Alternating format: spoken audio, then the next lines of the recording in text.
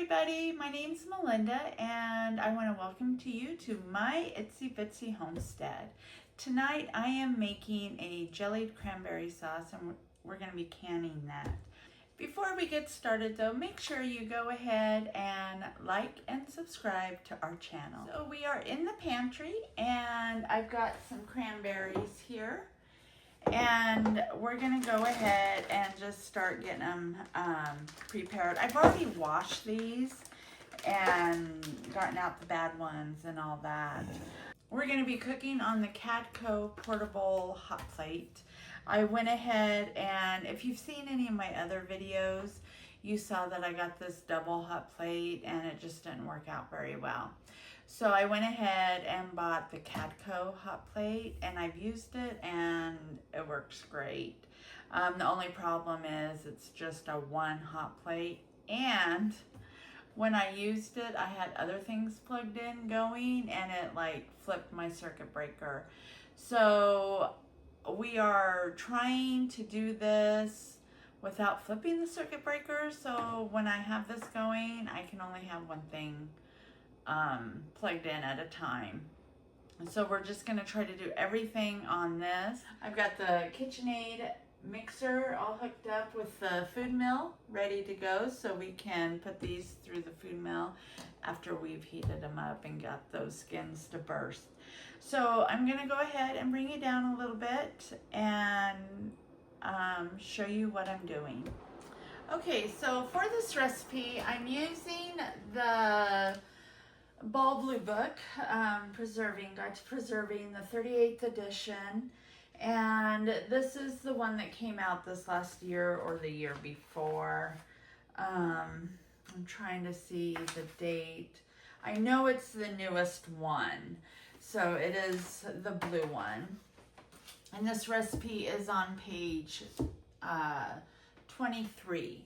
So the first thing we need to do, if you haven't already, go ahead, wash your cranberries, get out any of the bad ones, and then they'll be good to go. Like I said before, I already washed these up and got out the bad looking cranberries and all that, so we don't need to do that step. So we're going to actually we're going to actually triple this recipe. It calls for 4 1/4 cups of cranberries. So what is that? That's 12? 1, 2, 3, 4,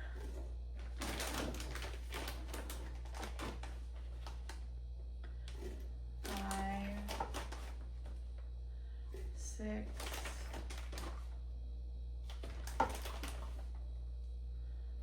7,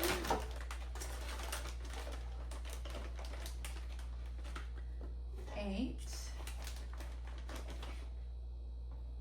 9, 10, 11,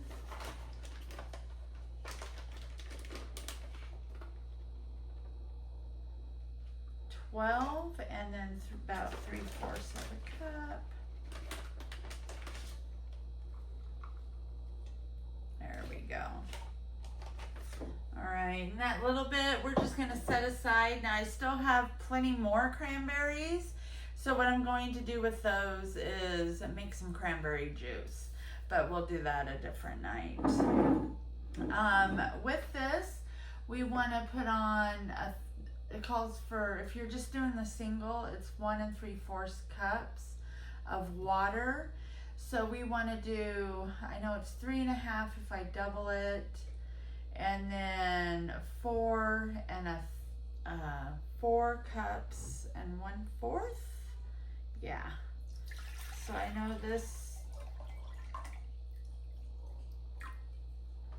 big thing here is 4 cups. And get a 4th cup.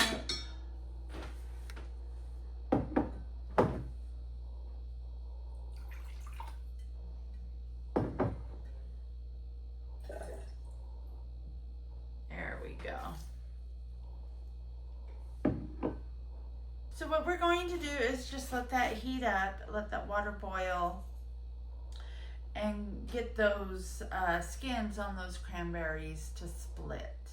All right, so it's been about 10 minutes or so, and let me look here. And these are boiling up.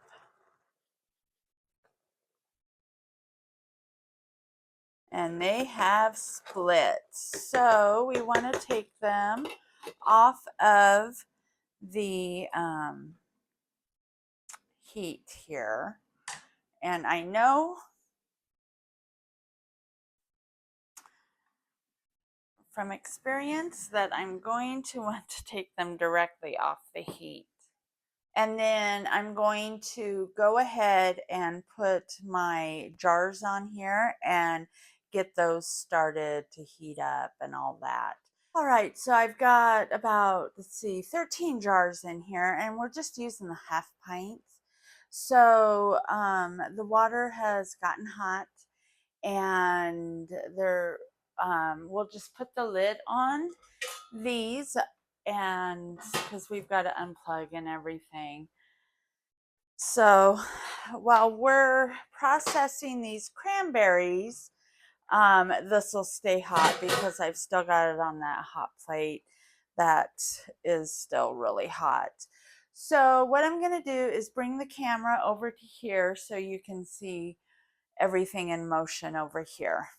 All right, so what happens now is that we're going to put the cranberries through the food mill. For this, because it's up too high, I always have to step on my step stool. So you will see me up on my step stool, and I'm going to be ladling in the cranberries. And as I do this, the juice will start coming out, and the meat of the cranberries will be sifted through and discarded into here. All the brine and skin will come out this way, and along with a lot of the seeds. I'm never able to get all the seeds out, but I do get a majority of them out.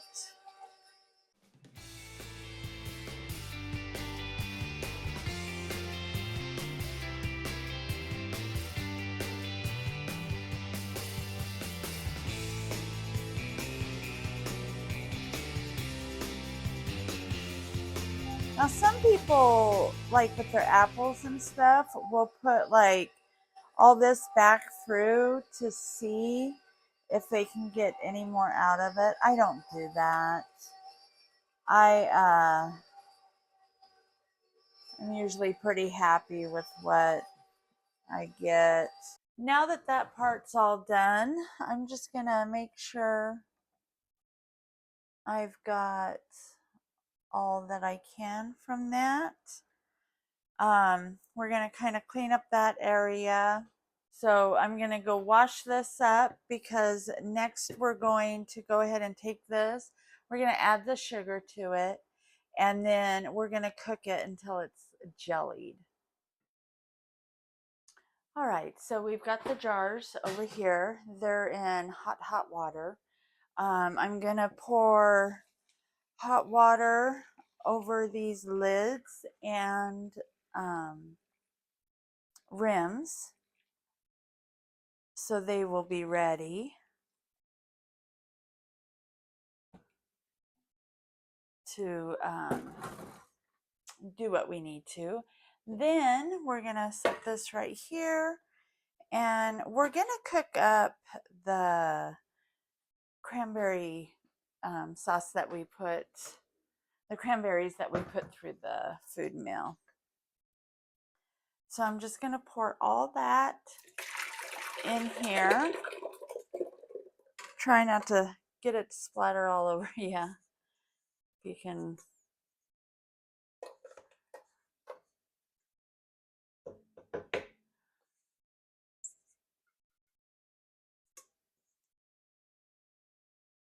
All right. So that's going to be perfect. I think I will be able to get the 12 jars filled up with this. Next we need to do is it's 2 cups of sugar per 4 1/4 cups of cranberries. We did 3 servings of the cranberries, and so we'll need to do 3 servings of the sugar. Since my other, actually, you can get right in here. I got a 1 cup, another 1 cup here. So we need 6 of these into our cranberries that we put through the food mill. That's 2, 3, 4, 5, and 6. Perfect.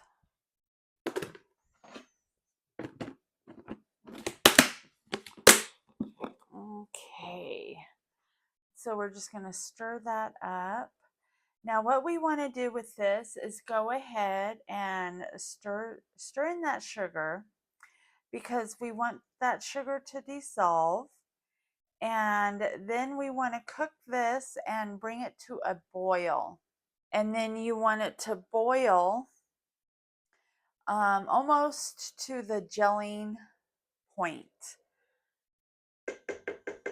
All right, that's come, I think that sugar's pretty well dissolved in there. So we're going to bring it to that boil. While this is cooking up, I'm going to make some space over here. I want to get my area where I'm going to put the jars to sit for the 12 to 24 hours. I do believe, yeah, 12 hours. All right, I can see that this is starting to come to a boil. This is where I always start stirring it, just because I don't want it to stick to the bottom. Once you get your sugar dissolved and then you get your mixture to a boiling point, it takes about 15 minutes for it to get to that almost gel stage.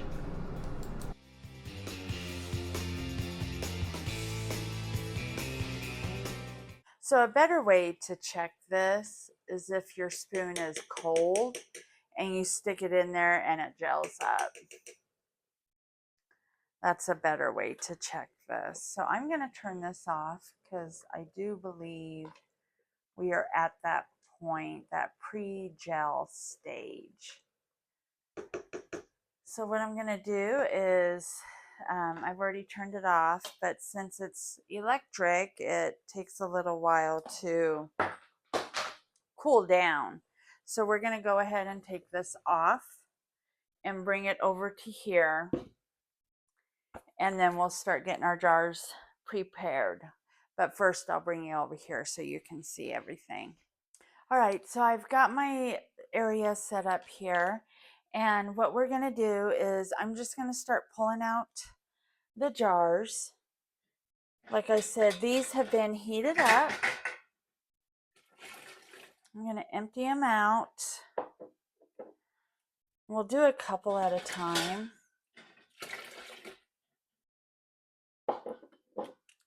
And then we're just gonna, we're gonna fill them up here.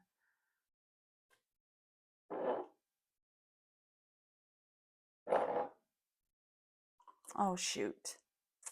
So my bad. This will help keep your rims clean. So you want it about a 1/2 inch. So up about that line there is where you want. And I just kind of, so what I'm doing now is just taking that, and it causes any bubbles that might be in there to kind of go away. And then we'll just set those aside. And then we'll get the next couple. And we're just going to keep doing this until we get all our jars filled.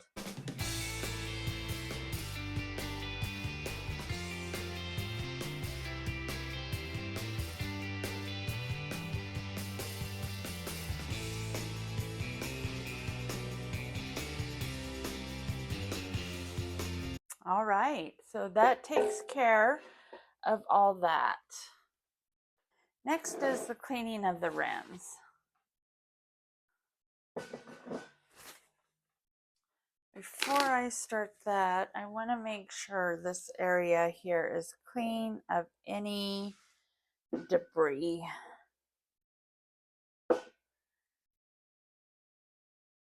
Any of my slop.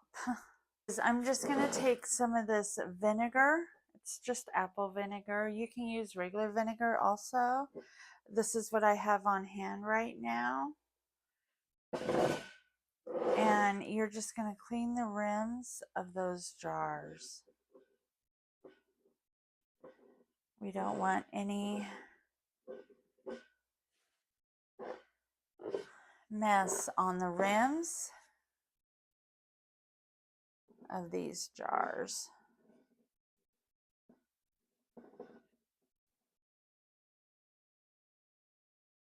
That can cause them to not seal correctly. After I'm done cleaning the rims, I'm going to go ahead and put the lids on and put those rings on. Now when I put the rings on, I'm only going to tighten them fingertip tight. If I overdo it, then that can cause the jars to break when they're going through the process period. So what I'm doing when I put the jars in is I'm just one opposite of the other. This helps keep your basket equal so it doesn't slip into the pot. Trust me, I've had that happen, and I was so afraid that I broke jars and stuff. Luckily, I didn't, but I learned, okay, that's why we do that. And then once you get enough in there, then you can just kind of bring your jars a little bit closer and start fitting them in there like so.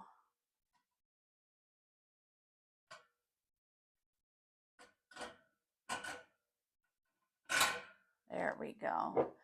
And then these two will go in the middle. And now we can just go ahead and put that down. Now your water level needs to be 1 inch above your jars. So I do need to go get some more water, and we'll put a little bit more water in there. We're going to bring this to a boil. Oh, actually, this will give me the 1 inch that I need. So we didn't need to do that. So what I'm going to do is we're going to go ahead and put this lid on. We're going to bring it to a boil, and then once it starts boiling, we cook it for 15 minutes plus 5 for my altitude. So a total of 20 minutes, but we got to get it to that boiling stage first. All right, so this has finally started to boil. It took about 35 to 40 minutes for it to start boiling. So we're going to go ahead and time our time for 20 minutes out. Just a quick note, when I made the cranberry sauce the other night, I used my Presto pressure canner to can it. And I used the bath water or water bath setting on it, and it definitely went much faster. Yes, I cannot get as many of the jars in. I think I was only able for the big bath to be able to get 9 in, maybe 10. I only filled 9, but I had 10 jars in there. So it was only like 2 less than what I could get in tonight. So that being said, I will definitely just use my the pressure canner, the Presto pressure canner, to do all my canning out here. My problem is that when I have this going and anything else, it makes the breaker flip, so I lose power out here. So that's something I definitely want to get looked into before fall time comes and I really start canning a lot. So, but like I said, we're going to let this go for another 20 minutes. And we'll be back. And after that 20 minutes, we will turn it off and let it start cooling. Um, and then we can transfer the jars over to the mat here. All right, so we'll see you in about 20 minutes. Now that I've processed these for 20 minutes and then let them cool for 5, we're just going to take them out and start waiting for them to pop. Well, that's all I have for you guys today. If you like this video and want to see more like it, make sure you go ahead and like, subscribe to our channel, and go ahead and leave a comment down below. We'd love to hear from you. So until next time, we'll see ya. Bye.